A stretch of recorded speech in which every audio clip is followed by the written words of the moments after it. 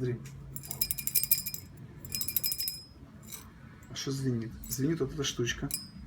Видишь? Угу. Это вместо термоваты стекловата, которая сбивается В комочке. в комочки, видишь? Она как камень становится. И она так потом тарахтит в стронгере.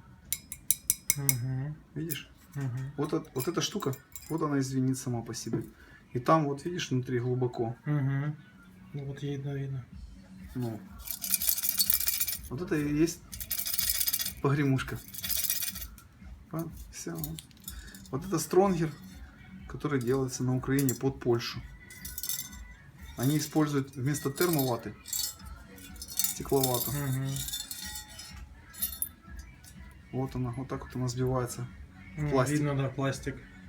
Все. Угу. Даже в руке хорошо звенит. Да. Все.